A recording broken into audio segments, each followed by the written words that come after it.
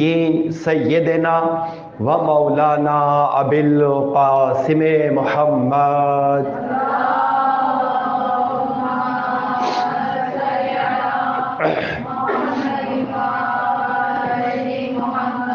وأہل بیتہ الطیبین الطاہرین المعصومین المظلومین اما بعد فقد قال اللہ تبارک و تعالی فی کتابہ المبین وہو اصدق الصادقین وقولہ الحق بسم اللہ الرحمن الرحیم ومن اظلم ممن افترى علی اللہ الکذب وہو یدعى الی الاسلام واللہ لا یہدی القوم الظالمین یریدون لیطفئوا نور اللہ بافواہہم واللہ متم نورہ ولو کرہ الکافرون هو الذی ارسل رسولہ بالہدی ودین الحق لیظہرہ علی الدین کلہ ولو کرہ المشرکون۔ درود پڑھیے محمد آل محمد۔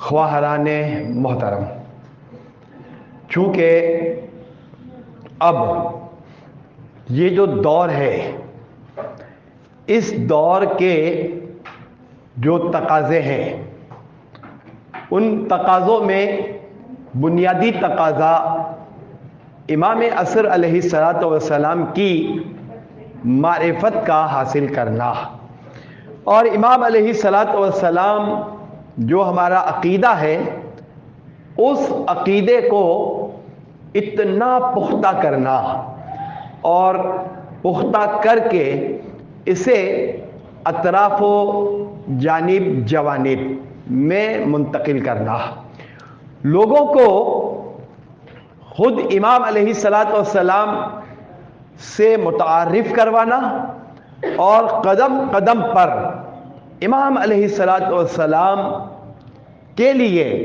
ہم کیا خدمت یا خدمات انجام دے سکتے ہیں، یہ خدمات پہلے سیکھیں، سمجھیں، اور اس کے بعد وہ خدمت انجام دیں۔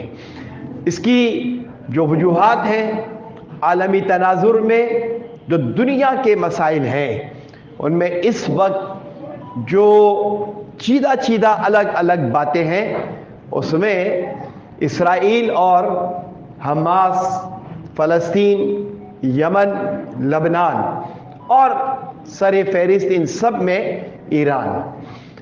ظاہر سی بات ہے کہ ایک کلیش ہو رہا ہے تقریباً 4 ماہ سے، اور ہمیں اس تناظر میں کئی چیزیں سیکھنی ہے، سمجھنی ہے، اور خود عمل کرنا ہے، اور جہاں تک ہو سکے عمل کروانا ہے۔ سید علی مرتضیٰ زیدی صاحب قبلہ کا ایک کلپ یوں تو 1.5-2 منٹ کا ہے، لیکن وہ اتنا اہم ہے کہ میں نے کئی لوگوں کو وہ کلپ 1.5-2 منٹ کا وہ سن کر، اور میں نے کئی لوگوں کو فارورڈ کیا ہے۔ البتہ میں اپنی ان بچیوں کے حوالے سے میں نے کسی کو بھی نہیں بھیجا ہے، البتہ میری خواہش یہ ہے کہ وہ میں بھیجوں، بلکہ شاید میں نے کل رات کچھ بچیوں کو بھیجا بھی ہے، شاید ہاں بھیجا ہے میں نے۔ تو اب جناب علی جو بہت اہم بات ہے وہ یہ ہے کہ بہت توجہ سے یہ بات سنیں، اصول دین ہے 5 اور فروع دین ہے 10۔ تو کیا یہ ممکن ہے کہ ہم 5 میں سے 4 کو مانیں اور 1 کا انکار کریں، یا 3 کو مانیں 2 کا انکار کریں، 1 کو مانیں 4 کا انکار کریں؟ اصول دین مکمل نہیں ہو سکتا یا نہیں ہو سکتے جب تک کہ ہم پانچوں اصول دین کو تسلیم نہ کریں۔ توحید کا لازمہ یہ ہے کہ خدا کی عدالت کو مانا جائے۔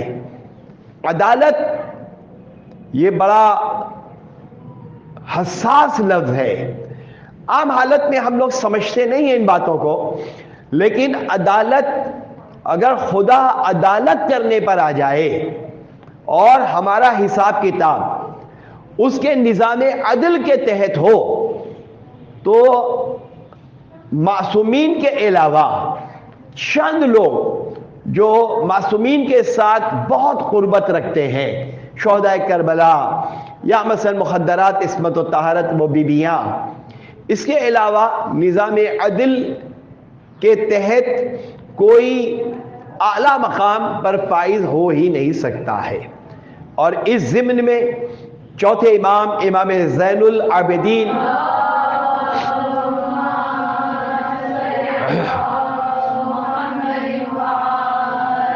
کا ایک فقرہ دعا کا یہ ہمارے لیے بڑا اہم ہے کہ امام نے فرمایا کہ اے میرے معبود، تو مجھ سے اپنے تقاضۂ عدل کے مطابق فیصلے نہ کرنا۔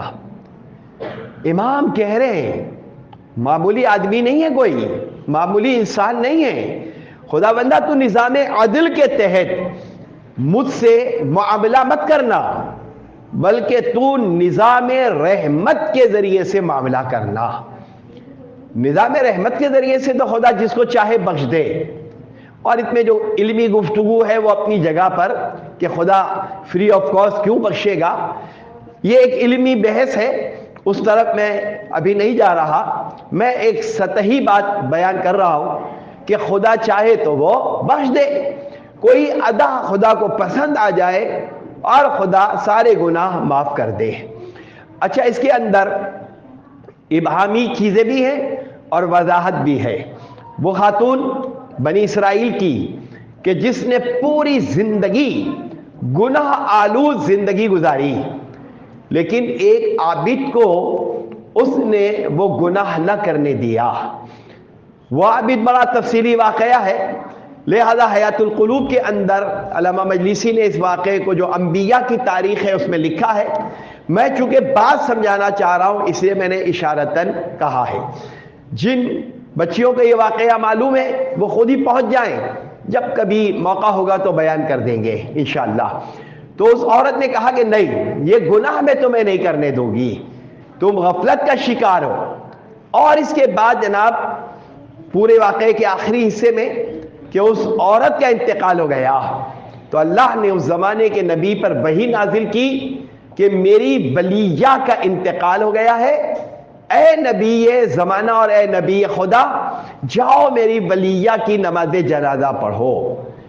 پورے معاشرے میں انتہائی سبک اور انتہائی بدنام زمانہ، لیکن نبی خدا کو حکم ملا صرف اس کی اس نیکی کی وجہ سے کہ اس نے ایک شخص کو گناہ سے بچا لیا اور کہا کہ تم دھوکے میں ہو اور یہ کام میں تمہیں نہیں کرنے دوں گی۔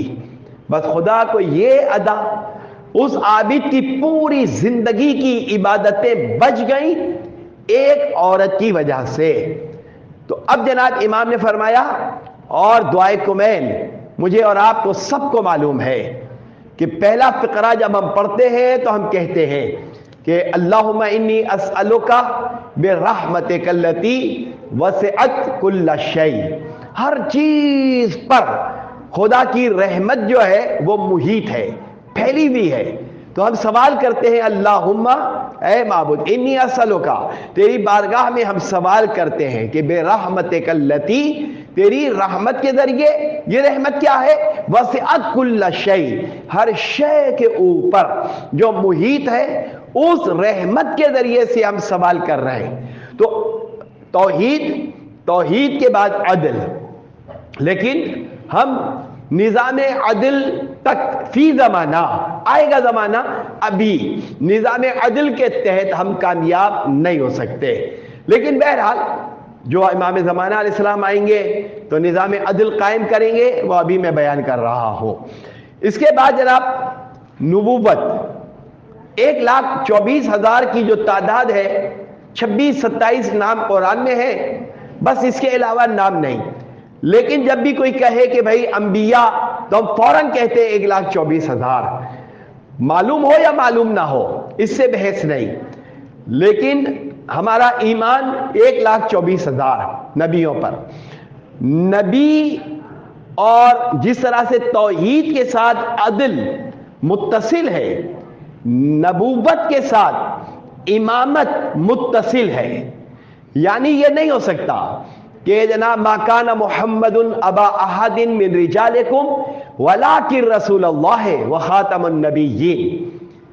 میں خاتم النبیین ہوں. ما کان محمد ابا احد، کسی ایک کے بھی باپ نہیں ہے. کون ہے یہ؟ ولیکن رسول اللہ، یہ اللہ کے رسول ہیں اور خاتم النبیین ہیں. لہذا خاتم النبیین، اس کے بعد کوئی نبی نہیں آئے گا.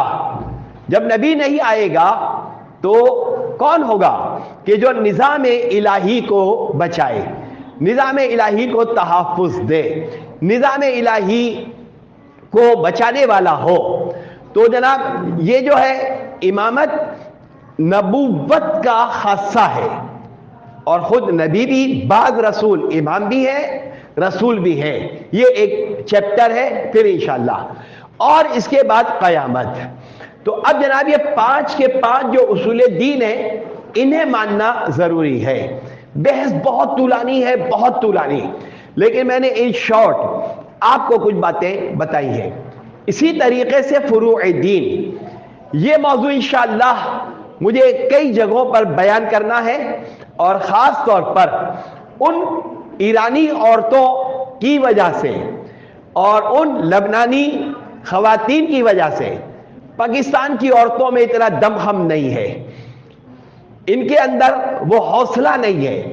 لیکن بہرحال جو ممبر پر آنے والی بچیاں ہیں، کم سے کم ان کے اندر تو اتنا حوصلہ پیدا ہو کہ جناب ایک عورت نے اپنے بچے سے کہا بیٹا اللہ کے لیے، دین کے لیے اپنی جان کو قربان کر دو. وہ بیٹا میدان میں گیا اور شہید ہو گیا. اس کی میت آئی یا نہیں آئی؟ میں جو بات، یہ جو جملہ کہہ رہا ہوں، یہ میں خود اپنے ایک دوست کے بارے میں کہہ رہا ہوں. ہم کھارادر میں رہتے تھے اور سارے ایرانی، بہت سارے ایرانی یزد کے ہمارے پڑوسی تھے. تو ایک اکبر نام کا ایک لڑکا، وہ خرم شہر کے محاذ پہ شہید ہو گیا. اس کا چھوٹا بھائی مجھے نجف اشرف میں ملا. میں زیارتوں پہ گیا ہوا تھا، وہاں اس سے میری ملاقات ہوئی. تو میں نے پوچھا کہ وہ اکبر کے بارے میں بتاؤ کیا حال ہے؟ کہا وہ تو شہید ہو گیا. میں نے جب یہ پوچھا تو اس نے، بڑے ایرانی ہے، بڑے حوصلے سے اس نے کہا کہ اس کی باڈی نہیں ملی، پتہ نہیں کیا ہوا، باڈی نہیں ملی. اور ان کی جو والدہ تھی وہ مرحومہ تھی بطول آپا. ان کی ایک بہن تھی یزد میں، اس کا بھی انتقال ہوا. اس کا نام تھا نو رستہ. نو نئے کو کہتے ہیں نیا راستہ. بہرحال ہم چھوٹے چھوٹے تھے، ساتھ کھیلتے تھے. تو یہ ایرانی بچے بچیاں، تو وہ عورت جو ہے وہ اپنے دوسرے بیٹے سے کہتی ہے کہ بیٹا، بڑے بیٹے نے دین کی راہ پر اپنی جان کا نذرانہ پیش کیا، اور میں تم سے بھی توقع رکھتی ہوں کہ جاؤ میدان جہاد میں جاؤ اور جا کر شہید ہو جاؤ. ہاں، تمہارے بڑے بھائی سے بھی میں نے ایک بات کہی، اور تم میدان میں جاؤ، میں ایک بات تم سے بھی کہہ رہی ہوں. اماں کیا کہہ رہی ہیں؟ کہا بس میں اتنا چاہتی ہوں کہ جب تم لوگ جنت میں جاؤ تو جنت کے دروازے پر مجھے بھول مت جانا اور میرا انتظار کرنا، تاکہ یہ جو میں نے اپنے بچوں کی قربانی دی ہے، یہ قربانی بس میرا حوصلہ، میں صبر کر لوں گی. آنسو کا آنا یہ ممانعت نہیں ہے، رونا ممانعت نہیں ہے، لیکن یہ حوصلہ پیدا کرنا کہ دین کے لیے میدان عمل میں انسان جائے تو پہلے تو اگر مجھ سے کوئی کہے تو میں نے جس طرح سے شہداء کی باڈیوں کو دیکھا یا اٹھایا، تو اس کے بعد جو میری کیفیت ہوئی، تو ظاہر سی بات ہے کہ میں بچیوں سے تو یہ توقع ہی نہیں رکھتا کہ جب ہم پاکستان کے رہنے والے ہم سے ان باڈیز کو دیکھنے کے بعد جناب برداشت کرنا کہ ہمارا یہ دوست ہمارے ساتھ 20 سال 30 سال سے ساتھ رہا اور شہید ہو گیا، مرکزی امام بارگاہ میں شیل لگا اور ایک ہمارا دوست شہید ہو گیا، اور اس طرح سے ظاہر سی بات ہے کہ ہمیں کراچی کے حالات کا پتہ ہے، ٹارگٹ کلنگ ہوئی لالو کھیت کے اندر، گولی مار کے اندر، اور امام بارگاہ علی رضا اور سید مدرسۃ الاسلام، اور کتنے ہی واقعات ہوئے۔ تو اب میں یہ جو باتیں جو بیان کر رہا ہوں، اس کی بنیادی وجہ کیا ہے؟ چونکہ پاکستان ہمارا ایک تو عجیب و غریب یہاں کے حالات ہیں، البتہ جب ہم یہ کہتے ہیں عجل اللہم فرجہم، مولا آ جائیے، اور عریضے میں ہم نے لکھا کہ مولا تعجیل فرمائیے، تو مولا کہیں گے کہ لسٹ آف ڈیمانڈ تو تمہاری میں نے دیکھ لی کہ تمہیں گھر چاہیے، تمہیں بائک چاہیے، تمہیں گاڑیاں چاہیے، تمہیں بنگلہ چاہیے، اچھی جگہ شادی ہو جائے، یہ ہو جائے، یہ ہو جائے، یہ ہو جائے، یہ لسٹ تو تم نے پوری بھیج دی۔ میرے لیے دین کے لیے میرا کیا ہے؟ دین، اللہ کا دین، اللہ کے دین کے لیے کیا قربانی دینے کے لیے آمادہ اور تیار ہو؟ تو جواب کیا آئے گا؟ مولا یہ سارے کام دوسرے لوگ کریں گے، یہ کام ایرانی کریں گے، عرب کریں گے، لبنان کے لوگ کریں گے، یہ کام فلسطین کے لوگ کریں گے، یہ کام یمن کے لوگ کریں گے، مولا یہ کام ہمارا نہیں ہے، ہمارا کام ہے نعرے لگانا، بریانیاں کھانا، قورمہ بنانا اور مجلس کروا کے ہم بس مطمئن ہو گئے۔ نہیں، فروع دین کتنے ہیں؟ 10۔ کیا ان 10 فروع دین جو 10 ہیں، ان میں سے ایک کو مانیں، ایک کا انکار کریں، کیا یہ ممکن ہے؟ نہیں۔ دیکھیے ایک جملہ میں یہ بہرحال بتاتا ہوں، سمجھاتا ہوں، اور انشاءاللہ استقبال ماہ رمضان کے حوالے سے میں جو تیاری کر رہا ہوں اس ضمن میں یہ موضوع بیان کروں گا انشاءاللہ، زندگی بخیر۔ تو اب درجہ ہے، مثلا جب بات میں کرتا ہوں تو بنیادی طور پر یہ جو فروع دین کی پہلی فرع ہے، 10 ہے، پہلی فرع ہے نماز۔ تو لفظ نماز دیکھ کر نماز کے سارے متعلقہ جتنی بھی چیزیں ہیں، نماز کی متعلقات، یہ سب جتنی بھی چیزیں ہیں یہ نماز کے اندر داخل ہوں گی۔ کیا داخل ہوگا؟ بنیادی طور پر تقلید، غسل، وقت نماز، واجبات نماز،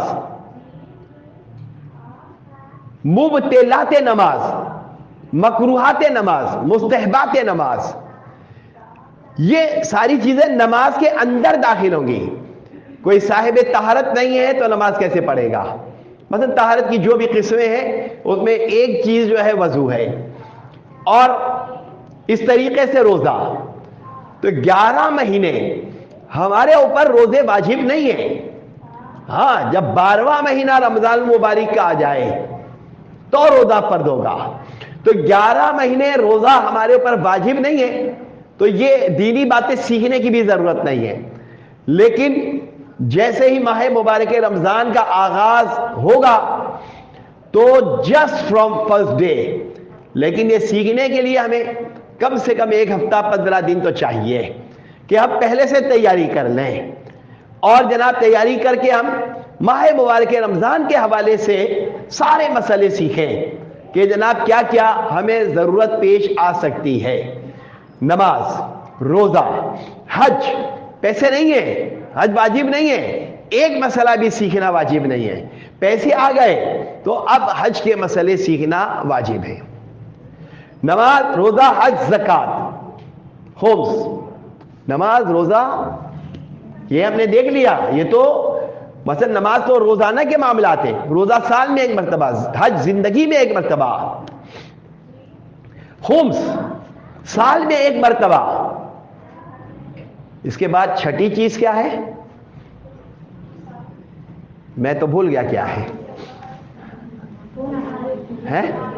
جہاد ہے. ٹھیک ہے، آپ تیار ہیں جہاد کے لیے؟ نہیں ہے یہ جہاد کے لیے تیار نہیں ہے. تو یہی تو میں بھی کہہ رہا ہوں کہ ابھی ہم نے صرف فروع دین فر ہم نے یاد کر لیا، رٹ لیا، نماز روزہ حج زکوٰۃ خمس جہاد.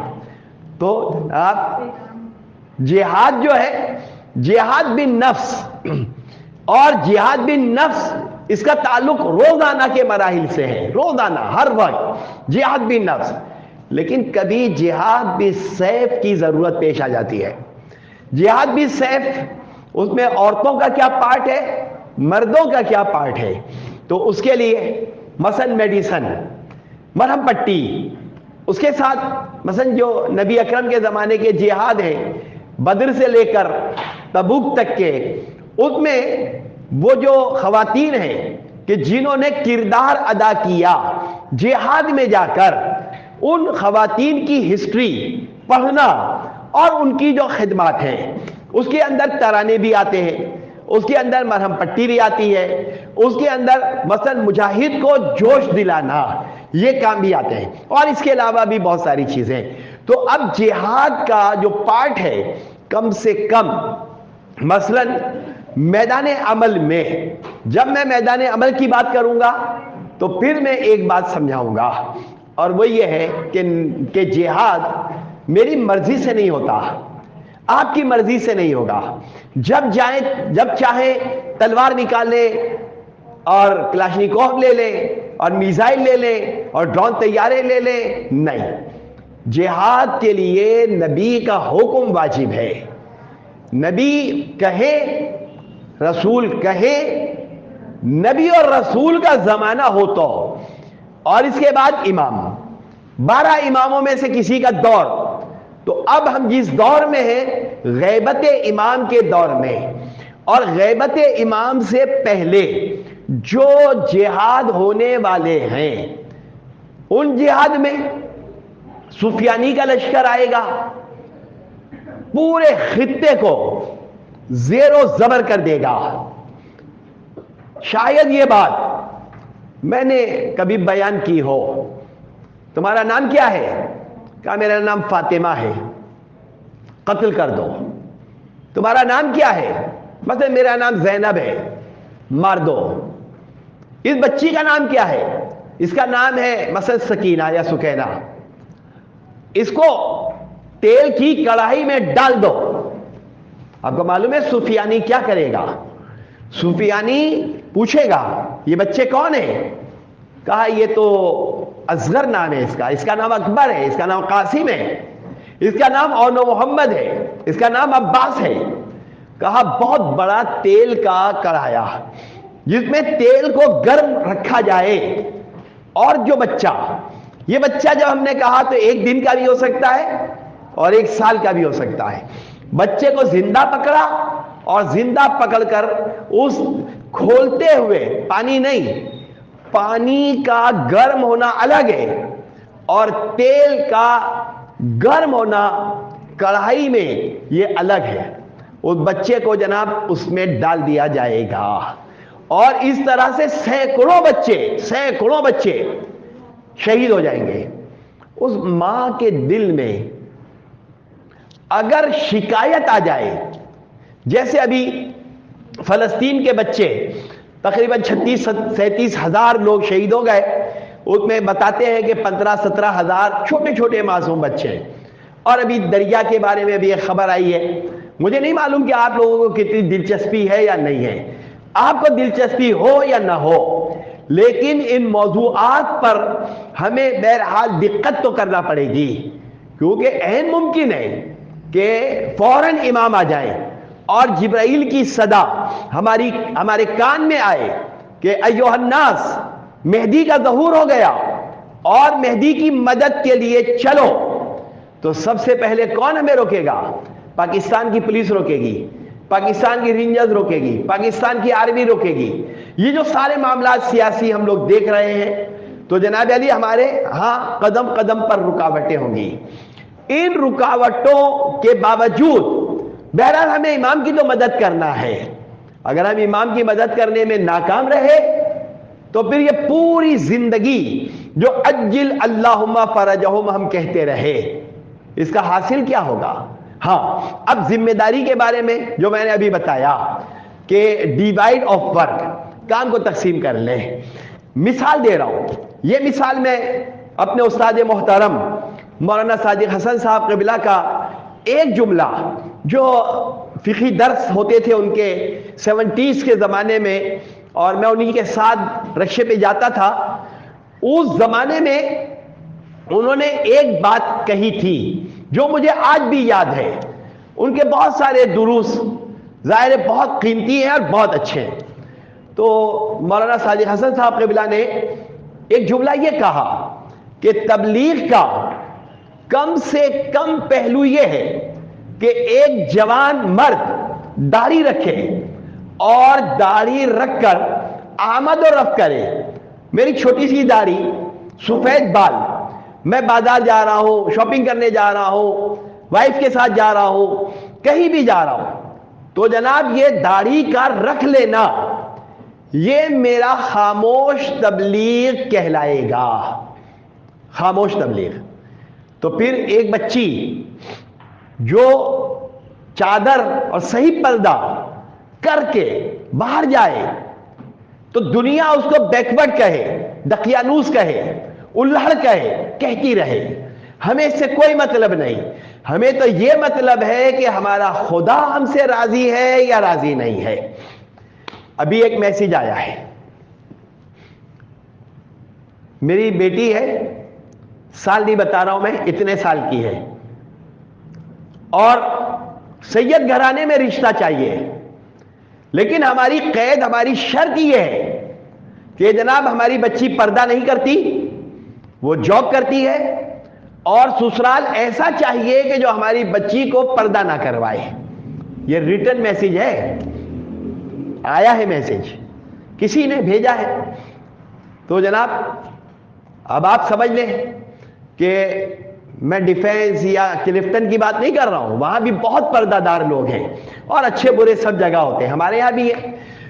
تو میں یہ بتا رہا ہوں کہ جناب فقط ہمارا دینی پردہ کر لینا اور پردے میں ضرورت کے وقت آنا جانا یہ بھی خاموش تبلیغ کے زمرے میں آئے گا، اور یہ جہاد بن نفس کہلائے گا. البتہ جہاد بن نفس کی ابھی کیفیت ہے ہمارے پاس، ہم وہ جہاد کر رہے ہیں الحمدللہ. البتہ جہاد بھی سیف ابھی تو واجب نہیں ہے ہمارے اوپر. ہاں البتہ اگر کبھی کوئی ایسا زمانہ دور آ جائے، البتہ جہاد بھی سیف جو ہے وہ چھوٹا جہاد ہے، اور جہاد بن نفس بڑا جہاد ہے. اور ظاہر سی بات ہے کہ بہت ساری اس میں قیودات ہیں اور بڑی رکاوٹیں ہیں.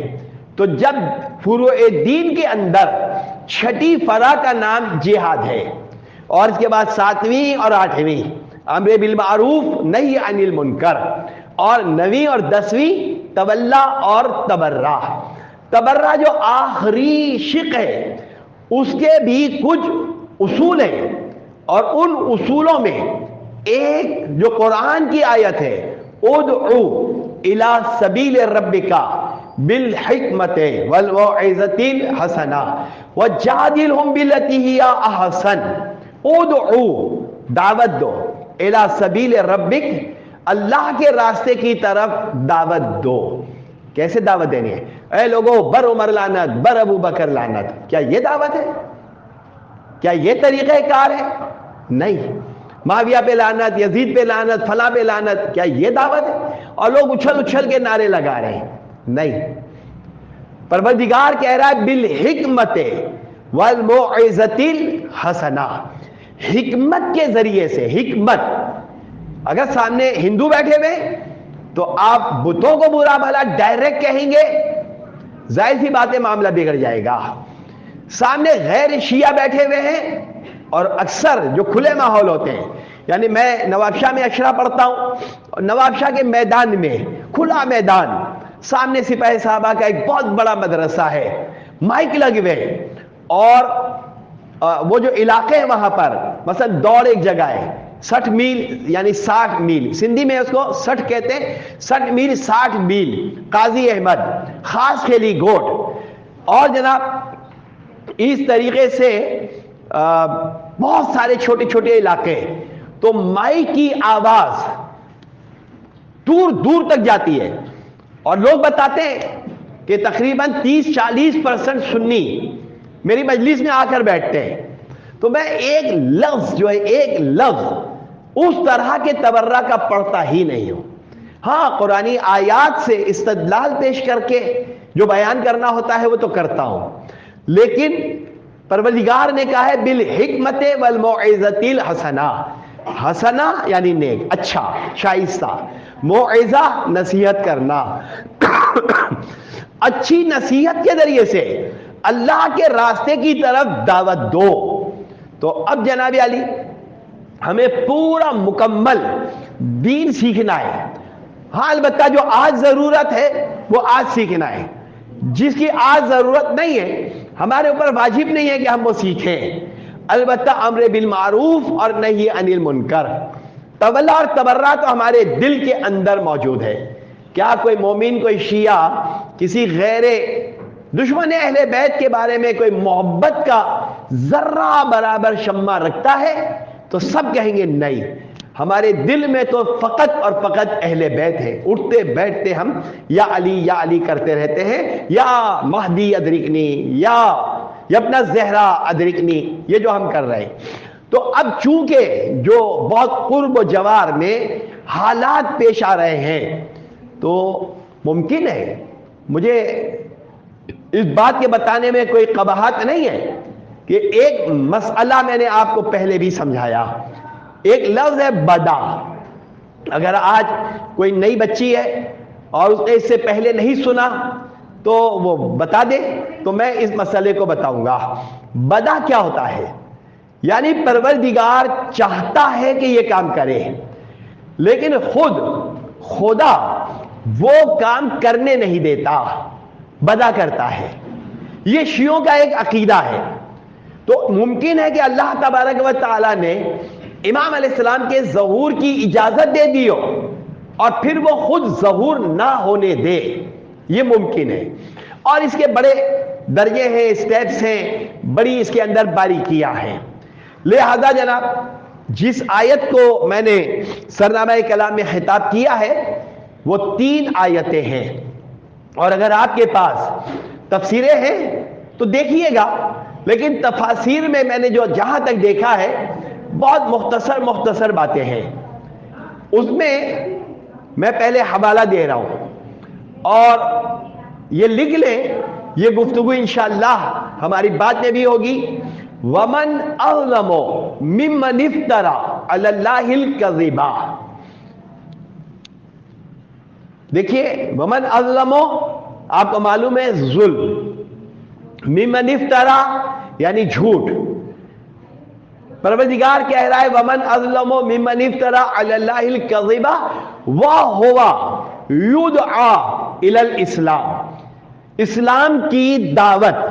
عربی زبان میں جو الفاظ کا ترجمہ ہوگا وہ اوپر جو لفظ لکھا ہے اس کے نیچے، اوپر جو لکھا ہے اس کے نیچے، اس طرح سے با محاورہ ترجمہ نہیں ہو سکتا۔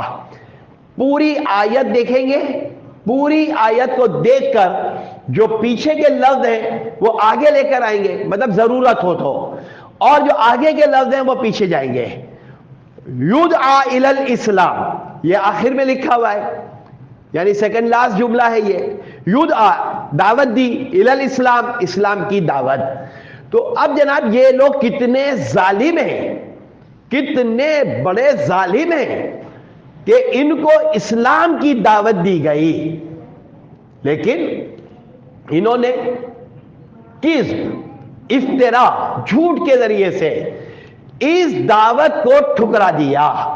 یہ سورہ صف کی 7 نمبر کی آیت ہے، سورہ صف 61 نمبر کا سورہ ہے، سورہ صف، صاد اور فے، سورہ مبارکہ صف، 7 نمبر کا سورہ، 61 نمبر کا سورہ، 7 نمبر کی آیت. لہذا وَمَنْ أَظْلَمُ مِمَّنِ افْتَرَىٰ عَلَى اللَّهِ الْكَذِبَ وَهُوَ يُدْعَىٰ إِلَى الْإِسْلَامِ. اسلام ایک فطری مذہب ہے. اب آپ اگر مجالس تیار کرنا چاہیں تو آپ ازلمہ نکال لیں، قرآن کی ساری آیتیں، اور آپ جو ہے یدعا جو دعوت کا لفظ ہے اس کو نکال لیں.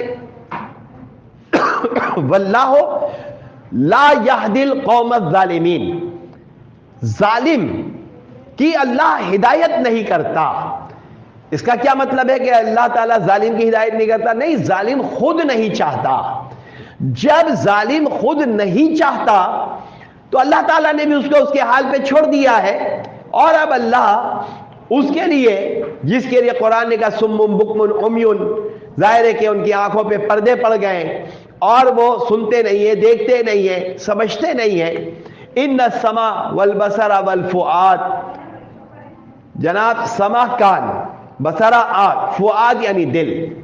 اب یہ کان ہے ظاہراً، سنتے نہیں ہیں، آنکھ ہے دیکھتے نہیں ہیں، دل ہے سمجھتے نہیں ہیں. تو پروردگار نے لاسٹ اسٹیٹمنٹ جاری کر دیا 7ویں آیت کا. آخری فقرہ جو ہے وہ یہ ہے کہ اللہ ظالم کی ہدایت نہیں کرتا. اس کے بعد اب جنگ شروع ہو گئی. جنگ کیا ہے؟ یہ جنگ جو ہے شیطان، باغی گروہ اور اللہ کے درمیان ہے.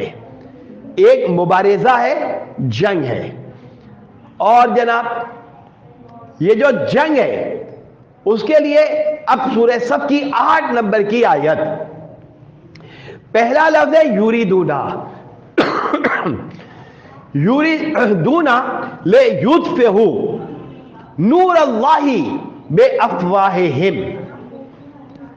انہوں نے ارادہ کیا کہ اللہ کے نور کو اپنی پھونک سے بجھا دے. یہ جناب ان کے پاس میزائل ہے، ان کے پاس ڈرون ہے، ان کے پاس ایسے میزائل ہیں، اینٹی ایئر کرافٹ ہیں، اور جناب کوئی میزائل آتا ہے تو وہ ہوا میں ہی اس میزائل کو ڈیمیج کر دیتے ہیں. یہ سعودی عرب، یہ مصر، یہ قطر، یہ عرب امارات، ان کے بادشاہ یہ خوفزدہ ہو گئے. کاہے سے خوفزدہ ہو تم لوگ؟ اسلحے سے خوفزدہ ہیں. اور جناب جو بے خوف سپاہی ہیں انہوں نے کہا 2 باتیں، یا ہم کامیاب ہو جائیں گے یا ہم شہید ہو جائیں گے. اگر ہم دنیا میں مادی طور پر جیت گئے تب بھی کامیابی، اور اگر جان کا نذرانہ دے دیا تو شہادت کے ذریعے سے کامیابی. لیکن یہ الفاظ کہنا آسان ہے، یہ کھیل تماشا نہیں ہے. خاص طور پر جب مجھ جیسا آدمی برداشت نہ کر سکے تو میں تو صاف صاف بات کر رہا ہوں کہ جناب مجھے خود ابکائیاں شروع ہو گئیں، الٹیاں لگیں، اور تقریباً بے ہوشی کے قریب پہنچا کئی واقعات میں. مثلا مرکزی امام بارگاہ میں ایک واقعہ ہوا، شاید آپ میں سے بہت ساری بچیاں دنیا میں ہی نہیں ہوں گی. 83 کے زمانے کے واقعات. اب جو 83 کے بعد دنیا میں آئی ہیں ان کو کیا پتا کہ وہاں کیا ہوا تھا. لہذا بندر روڈ کی تحریک، آپ کو کیا پتا بندر روڈ کی تحریک کیا تھی؟ آپ کو نہیں معلوم. لہذا مثلا سید محمد دہلوی صاحب قبلہ، یہی کونے پہ چورنگی پہ جو ابھی پلاٹ بنا ہوا ہے اور بلڈنگ کا وہ نقشہ وقشہ بنا ہوا ہے، وہاں قائد ملت جعفریہ سب سے پہلے پاکستان بنا تو دینیات کا ایشو آیا. یعنی اسکولوں کے اندر شیعہ دینیات نہیں پڑھائی جا رہی تھی، تو سید محمد دہلوی صاحب قبلہ یہی کونے والے گھر میں رہتے تھے.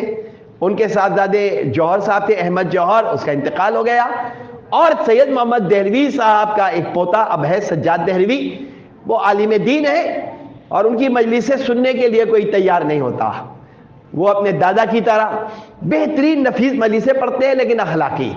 سید محمد دہلوی صاحب کے جو کارنامے ہیں ان میں ایک کتاب ہے, اس کتاب کا نام ہے نور العصر. اردو میں تھی ایک زمانے میں, اب مجھے نہیں معلوم بازار میں ہے نہیں ہے, میرے پاس جو ہے وہ بھی بہت بوسیدہ ہو گئی ہے. تو جناب نور العصر ایسی کتاب اردو زبان میں 12ویں امام کے بارے میں نے کوئی اور دیکھی ہی نہیں ہے. یعنی میرے پاس تقریباً 50 سے زیادہ کتابیں ہیں امام زمانہ کے عنوان پر اردو میں, اور ڈاؤن لوڈ کی بھی 40-45 کتابیں ہیں یعنی PDF پر. لیکن میں نے ایسا مواد جو نور العصر کے اندر ہے میں نے نہیں دیکھا. یہ کتاب لکھی سید محمد دہلوی صاحب قبلہ نے, بڑا عظیم انسان تھا, دنیا سے رخصت ہوا. اس کے بعد مفتی جعفر صاحب قبلہ قائد تحریک نفاذ فقہ جعفریہ بنے, اور اس کے بعد علامہ عارف حسینی شہید بنے. تو کہنے کا مطلب یہ ہے کہ یہ جو مراحل ہے اس میں ان علماء کی خدمات ہے. اور جب ہم بات کرتے ہیں اس پاکستان کی تحریک میں تو کم سے کم ہمارے اندر اتنا بلبلہ اور اتنا جوش تو پیدا ہو.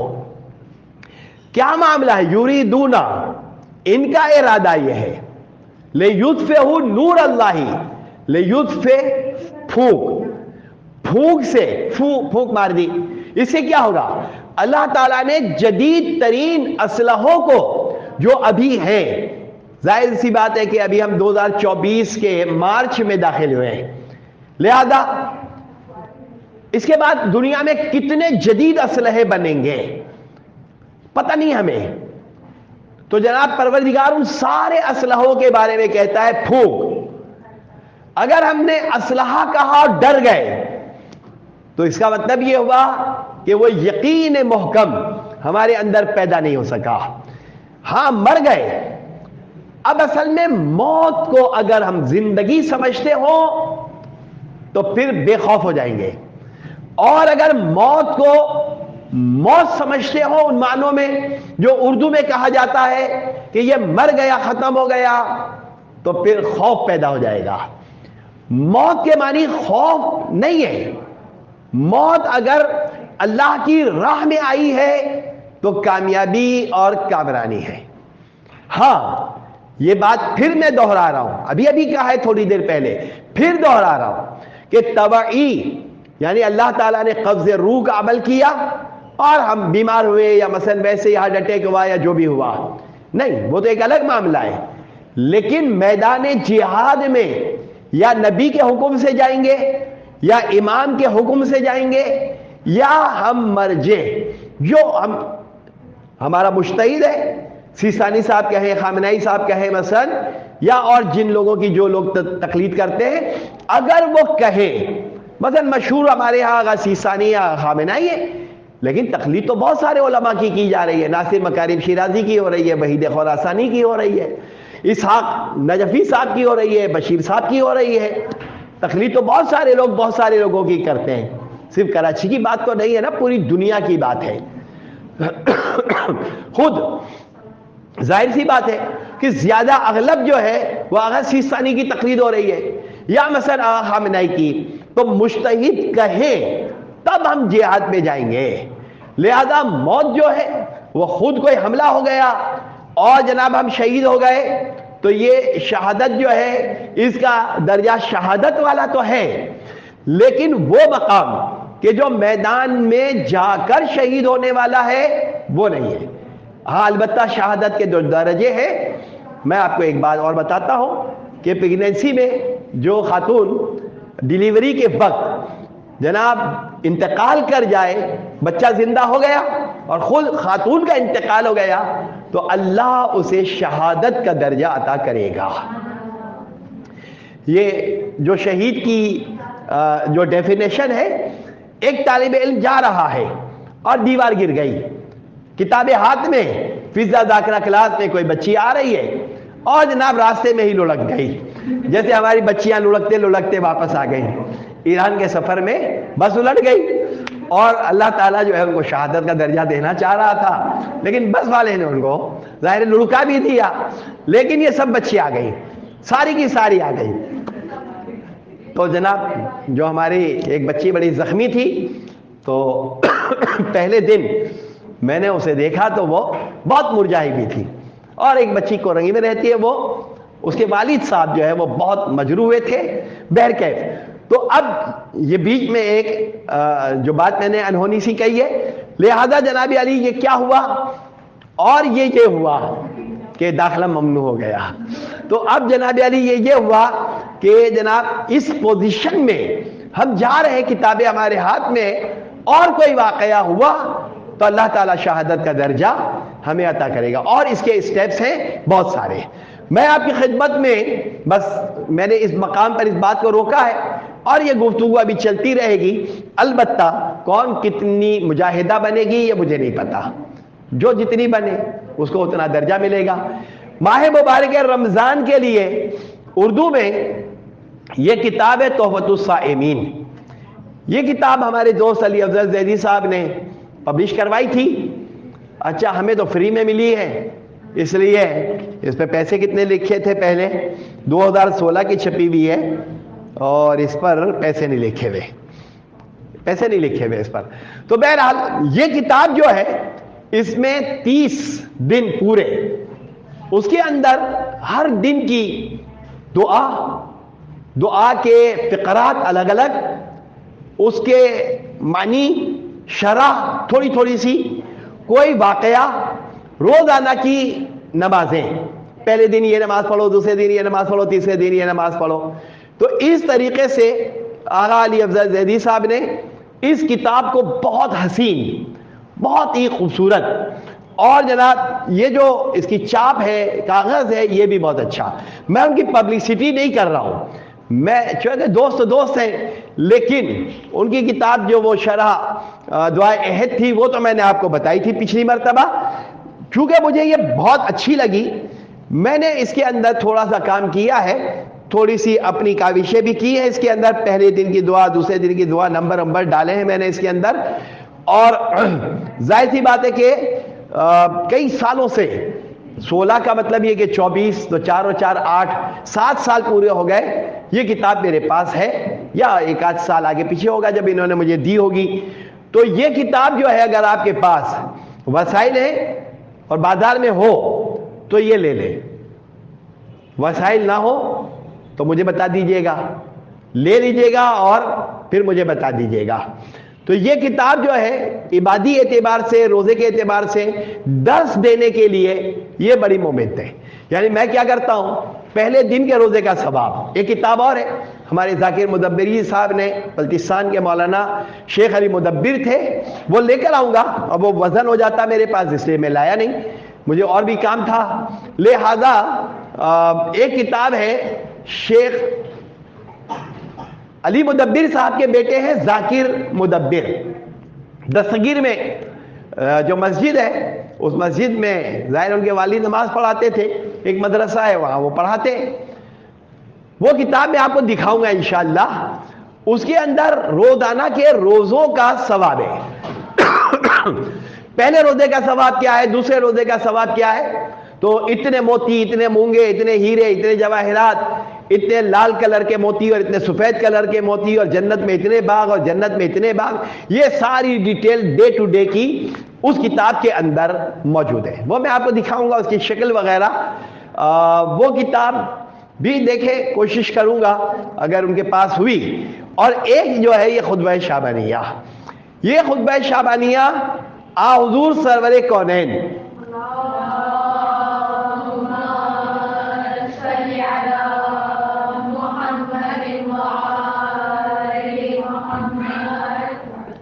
آخری جمعہ، ماہ شعبان کا آخری جمعہ، اور اب جناب ماہ مبارک رمضان شروع ہو رہا ہے، تو حضور منبر پر گئے اور یہ خطبہ ارشاد فرمایا۔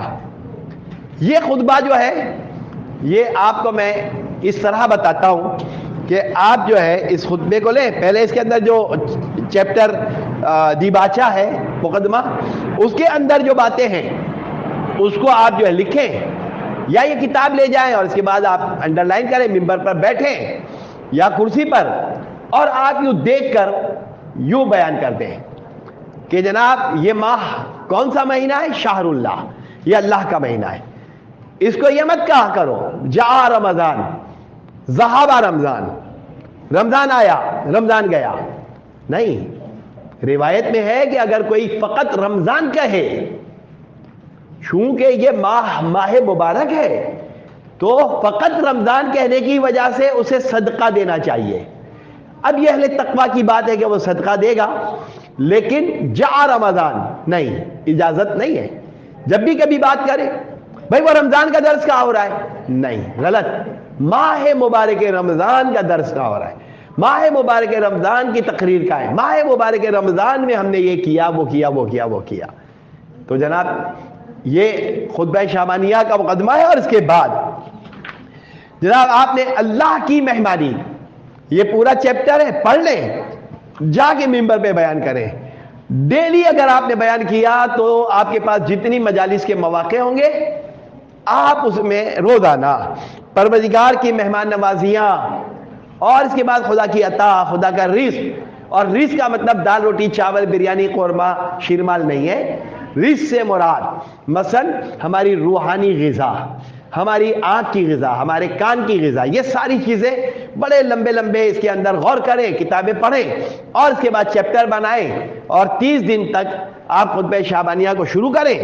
اور ایک چیز جو ہے جو میں پریکٹس میں ہے میری بچپن سے، کہ میں ابتدا میں 1 یا 2 فقہی مسئلے بتاتا ہوں، فقہی مسئلے بتا کر 7 تقاریر مجھے کھارادر میں کرنی ہے، اور 5 مجالس انشاءاللہ بلدیہ ٹاؤن میں 6 رمضان سے 10 رمضان تک۔ تو ایک تقریر جناب خدیجہ سلام اللہ علیہا پر ہو جائے گی، اور باقی تقریریں جو ہیں وہ جو موضوع یہ سورہ محمد صلی اللہ علیہ وسلم، اس پر میرا ارادہ ہے انشاءاللہ۔ اور یہ جو آج میں نے تقریر کی ہے، یہ تقریر میں وہاں بھی کروں گا، تاکہ یہ معاشرے میں پھیلائی جائے باتیں، ایک ہمت پیدا ہو، ایک جوش پیدا ہو، کہ فقط جو ہے وہ ٹائم پاس کرنے کے لیے ہم مجلس میں نہیں جا رہے، نعرے لگانے نہیں جا رہے ہیں۔ لہذا جناب یہ خطبہ شعبانیہ ہو گیا، یہ تحفۃ الصائمین، یہ کتاب جو ہے یہ بڑی قیمتی ہے، اور پھر ذاکر مدبری والی جو کتاب ہے اس کے اندر کچھ اور خوبیاں ہیں۔ یہ جو ڈے ٹو ڈے کی فضیلتیں بیان کی ہیں، لکھی ہیں انہوں نے مختلف کتابوں سے۔ میرے پاس تو فارسی میں 2 کتابیں بڑی بڑی موٹی موٹی ہیں، لیکن اس کی آپ کو ضرورت نہیں ہے، میں بھی بہت زیادہ اس کو نہیں دیکھتا ہوں، دیکھتا تھا، لیکن جب یہ کتاب میرے ہاتھ میں آ گئی تو پھر میں نے اسے ابھی باہر نکال کے تو رکھا ہے الماری میں، میری آگے فرنٹ پر ماہ مبارک رمضان کے حوالے سے جو ضروری کتابیں ہیں، تفسیریں ہیں، وہ سب میں نے باہر نکال کے تو رکھی ہیں۔ لیکن بہرحال یہ کتاب زیادہ اہم ہے، زیادہ اہم سے مراد ہمارے معاشرے کے اعتبار سے، ورنہ تو وہ کتاب تو بڑی زبردست کتاب ہے۔ پھر جو ہے دعائے عرفہ ہے، دعائے مکارم الاخلاق ہے۔ تو ماہ مبارک رمضان میں نیت جو ہے زبان سے دہرانا واجب نہیں ہے، میں روزہ رکھتا ہوں، میں روزہ رکھتی ہوں، نہیں، نیت کا زبان سے دہرانا واجب نہیں ہے۔ بس میں نے یہ کتابیں نکالی، پھینی لینے گیا ہے، دہی بڑے لینے گیا، بھائی ابھی تو پکے نہیں آ سکتے، کچے آ گئے، اچھا جناب وہ سحری کے لیے انڈے چاہیے، ارے بھائی وہ افطار کے لیے جو ہے دال موٹ چاہیے، اور جناب یہ شربت چاہیے اور یہ چاہیے، یہی تیاری، یہی ہمارا ارادہ ہے۔